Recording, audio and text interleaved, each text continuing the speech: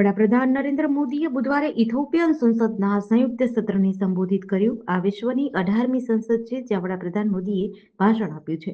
મોદીએ કહ્યું, મને ઇથોપિયામાં આવીને આનંદ થયો છે. આ સિંહોની ભૂમિ છે. મને અહીં ઘર જેવું લાગે છે કારણ કે મારું વતન ગુજરાત પણ સિંહોની ભૂમિ છે.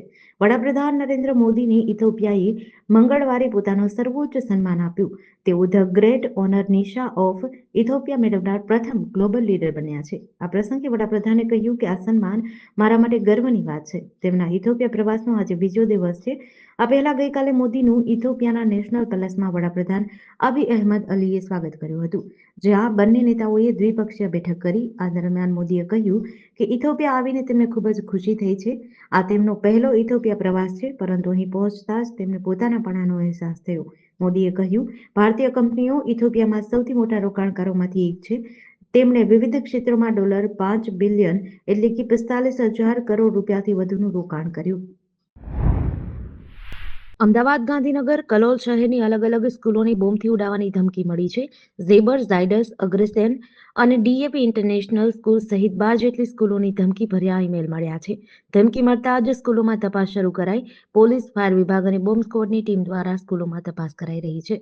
ધમકીને લઈને અમદાવાદની કેટલીક સ્કૂલોમાં રજા જાહેર કરી દેવાઈ. અમિત શાહના લોકસભા વિસ્તારના જાણીતી સ્કૂલોને બોમ્બથી ઉડાવવાની ધમકી મળી છે. સ્કૂલોને મોકલવામાં આવેલા ઈમેલમાં 1:11 બોમ્બથી ઉડાવવાની ધમકી આપી છે. ઈમેલમાં અમદાવાદ ધમાકા બ્લાસ્ટ સ્કૂલ સે સાબરમતી જેલ તક એવું લખવામાં આવ્યું છે. સાથે જ મેલમાં કેન્દ્રીય ગૃહમંત્રી અમિત શાહ અને લોરેન્સ બિશ્નોઈને પણ ટાર્ગેટ કરવાની ધમકી અપાઈ છે. ડીએવી ઇન્ટરનેશનલ સ્કૂલના કેમ્પસમાં તમામ ખૂણામાં બોમ્બ સ્ક્વોડ અને ડોગ સ્ક્વોડ દ્વારા તપાસ કરવામાં આવી હતી. અત્યાર સુધી કોઈ પ્રકારની વાંધાજનક વસ્તુ મળી નથી. વર્ષ 2023માં ખાલિસ્તાન ચળવળ સાથે થયેલા હરદીપસિંહ નિજ્જરની હત્યા મામલે અમિત શાહ અને લોરેન્સ બિશ્નોઈને ટાર્ગેટ કરીને અમદાવાદમાં સ્કૂલોને બોમ્બથી ઉડાવવાની ધમકી ભર્યો મેલ મળ્યો છે. રાજકોટમાં આગામી 10 થી 12 જાન્યુઆરી દરમિયાન યોજાનાર સૌરાષ્ટ્ર કચ્છ રિજનલ વાયબ્રન્ટ સમિટમાં વડાપ્રધાન નરેન્દ્ર મોદી પધારવાના છે. તે પૂર્વે ચૌધરી હાઈસ્કૂલ ચોક પાસે જાગો ગ્રાહક જાગોના પોસ્ટરમાં પીએમ મોદીના ફોટા પર શાહી લગાવવાની ઘટના બની હતી. ત્યારે આ બાબતે ધ્યાનમાં આવતા કોર્પોરેશન દ્વારા તાત્કાલિક પોસ્ટર હટાવી દેવાયું છે. રાજકોટમાં છેલ્લા 2 મહિનામાં 2 વાર પીએમ મોદીના ફોટા પર શાહી લગાવવાની ઘટના બની હોવાનું ધ્યાને આવ્યું છે. 2 મહિનામાં 2 વાર પીએમ મોદીના ફોટા પર શાહી લગાવાઈ હતી. ગુજરાત ભાજપ પ્રમુખની રેલી પહેલા પણ બેનરમાં પીએમના ફોટા પર શાહી ફેંકવામાં આવી હતી. અગાઉ 15 ઓક્ટોબરે ભાજપના નવનિયુક્ત પ્રદેશ અધ્યક્ષ જગદીશ વિશ્વકર્મા રાજકોટની મુલાકાતે આવ્યા હતા. ત્યારે બહુમાળી ચોક નજીક લગાવવામાં આવેલ એક બેનરમાં વડાપ્રધાન મોદીના ફોટા પર અજાણ્યા શખ્સે કાળી શાહી લગાવી હતી. બનાસકાંઠાના પદયાત્રીઓ દેવભૂમિ દ્વારકામાં દ્વારકાધીશના દર્શનાર્થે જતા હતા. રાત્રિ રોકાણ બાદ સંઘ આગળ વધતા બુધવારની સવાર તેમના માટે કાળમુખી સાબિત થઈ હતી. માળિયા પીપળિયા હાઈવે પર ચાચા વદરડા ગામના પાટિયા પાસે એક પૂરપાટ ઝડપે આવતા અજાણ્યા વાહને પદયાત્રીઓના સંઘને અડફેટે લેતા ગમખ્વાર અકસ્માત થયો હતો. આ દુર્ઘટનામાં 4 શ્રદ્ધાળુઓના મોત થયા છે, જ્યારે એક વ્યક્તિ ગંભીર રીતે ઇજાગ્રસ્ત થતા સારવાર અર્થે ખસેડાયો છે. આજે વહેલી સવારે 5 થી 6 વાગ્યાના અરસામાં સંઘે ફરી પદયાત્રા શરૂ કરી હતી. સંઘ જ્યારે ચાચા વદરડા ગામના પાટિયા પાસે પેટ્રોલ પંપ નજીકથી પસાર થતો હતો, ત્યારે કાળ બનીને આવેલા એક અજાણ્યા વાહને 5 પદયાત્રીઓને ટક્કર મારી હતી. ટક્કર એટલી ભયાનક હતી કે પદયાત્રીઓના શરીર ફંગોળાઈ જવાથી ચારેયના ઘટના સ્થળે જ પ્રાણ પંખેરું ઉડી ગયા હતા. અકસ્માતોની સંખ્યામાં ઘટાડો કરવા અને ટ્રાફિક નિયમોનું ચુસ્તપણે પાલન કરાવવા માટે પોલીસ વિભાગ દ્વારા શરૂ કરવામાં આવેલી સ્પેશિયલ ડ્રાઇવમાં ચોંકાવનારા આંકડા સામે આવ્યા છે.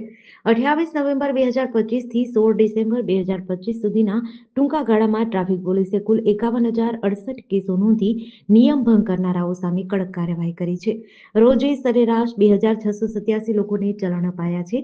શહેરના માર્ગો પર રોંગ સાઈડમાં વાહન ચલાવવાની પ્રવૃત્તિ જીવલેણ સાબિત થતી હોય છે. ટ્રાફિક વિભાગના જણાવ્યા અનુસાર રોંગ સાઈડ ડ્રાઇવિંગને કારણે ગંભીર પ્રાણઘાતક અકસ્માતોનું પ્રમાણ વધ્યું છે, જેમાં મૃત્યુદર અને ગંભીર ઈજાઓ વધુ જોવા મળે છે. આ બાબતને ધ્યાનમાં રાખીને પોલીસ કમિશનર અને સંયુક્ત પોલીસ કમિશનરના માર્ગદર્શન હેઠળ આ ખાસ ઝુંબેશ હાથ ધરવામાં આવી હતી. ડ્રાઇવને સફળ બનાવવા માટે નાયબ પોલીસ કમિશનર સેક્ટર 1 અને 2 તેમજ તમામ ડિવિઝનના એસીપી અને તમામ સર્કલના પીઆઈ દ્વારા અલગ અલગ ટીમો બનાવવામાં આવી હતી.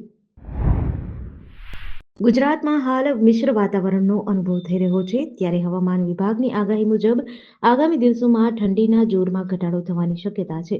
વેસ્ટર્ન ડિસ્ટર્બન્સની અસર અને પૂર્વ દિશા તરફના પવન ફૂંકાવાના કારણે લઘુત્તમ તાપમાનમાં 2 થી 3 ડિગ્રી સેલ્સિયસનો વધારો થશે, જેથી ઠંડીમાં આંશિક રાહત મળશે. તાજેતરના આંકડા મુજબ નલિયા 10.4 ડિગ્રી સેલ્સિયસ સાથે રાજ્યનું સૌથી ઠંડુ શહેર રહ્યું હતું, જ્યારે વડોદરામાં 12.2 ડિગ્રી અને અમદાવાદમાં 14.7 ડિગ્રી લઘુત્તમ તાપમાન નોંધાયું હતું.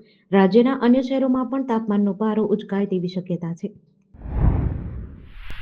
સગીરો અને યુવાનોમાં ચરસ ગાંજા જેવા નશાના સેવનને પ્રોત્સાહન આપતી પ્રતિબંધિત વસ્તુઓ જેવી કે ગોગો સ્મોકિંગ કોન, રોલિંગ પેપર અને પરફેક્ટ રોલ વેચાણ કરતા દુકાનદારો સામે સયાજીગંજ પોલીસે કડક કાર્યવાહી હાથ ધરી છે. આ અભિયાન અંતર્ગત 2 અલગ-અલગ સ્થળેથી દુકાનદારોને ઝડપી પાડી તેમની સામે ગુનો નોંધી કાયદેસર પગલાં લેવામાં આવ્યા છે. પ્રથમ કેસ વડોદરા શહેરના સયાજીગંજ વિસ્તારમાં જગદીશ લોજની નીચે આવેલા સમ્રાટ પાનના ગલાની તપાસ દરમિયાન સ્ટેજ પ્રો કંપનીના ગોગોરોલ કોનનું બોક્સ તેમજ રોલિંગ પેપર મળ્યા હતા. દુકાન માલિક હરીશ ઘનશ્યામભાઈ મહાવરને ઝડપી પાડી સયાજીગંજ પોલીસ સ્ટેશનમાં ગુનો નોંધાયો છે. બીજા કેસમાં વડોદરા રેલવે સ્ટેશનના પ્લેટફોર્મ નંબર 6 ની પાછળના ભાગે ગેલોર્ડ દુકાન પાસે આવેલા કેબિનના તપાસમાં પણ સ્ટેજ પ્રો કંપનીના ગોગોરોલનું કોનનું બોક્સ અને રોલિંગ પેપર મળ્યા હતા. આ કેબિનના માલિક દેવેન્દ્ર બજરંગભાઈ અગ્રવાલને પકડી પાડી તેમની સામે પણ સયાજીગંજ પોલીસ સ્ટેશનમાં ગુનો નોંધી કાયદેસરની કાર્યવાહી શરૂ કરી છે. જલાલપોર પોલીસ મથકની હદમાં આવેલી નવસારી કૃષિ યુનિવર્સિટીના ફાર્મ નંબર 3 પાસે મંગળવારે સાંજે એક શ્રમિક યુવાનની હત્યા થઈ છે. યુનિવર્સિટીના વોચમેને ગેટ ખોલવા જેવી સામાન્ય બાબતે થયેલી બોલાચાલીમાં તીક્ષ્ણ હથિયાર વડે હુમલો કરી યુવાનને મોતની ઘાટ ઉતાર્યો હતો. ઘટના બાદ આરોપી વોચમેન ફરાર થઈ ગયો છે. અડદા ગામના પંકજભાઈ સુમનભાઈ ચૌધરીએ જલાલપોર પોલીસ સ્ટેશનમાં ફરિયાદ નોંધાવી હતી. તેમના ભાઈ દીપક સુમનભાઈ ચૌધરી મંગળવારે સાંજે 6:30 વાગ્યાના અરસામાં કૃષિ યુનિવર્સિટીના ફાર્મ નંબર 3ના ગેટ પાસે હતા. ફાર્મ નંબર 3ના ગેટ પાસે હતા. આ સમયે ત્યાં વોચમેન તરીકે ફરજ બજાવતા આટ ગામના ગૌરવ જગદીશભાઈ પટેલ સાથે તેમને તકરાર થઈ હતી. આરોપી ગૌરવ પટેલ છેલ્લા એકાદ મહિનાથી આ ગેટ પર વોચમેન તરીકે ફરજ બજાવતો હતો. હત્યારા આરોપી ગૌરવ પટેલની શોધખોળ શરૂ કરાઈ છે. સાબરકાંઠા જિલ્લાના હિંમતનગર બી ડિવિઝન પોલીસે તેરા તુજકો અર્પણ કાર્યક્રમ અંતર્ગત 19 ગુમ થયેલા મોબાઈલ ફોન તેમના મૂળ માલિકોને પરત કર્યા છે.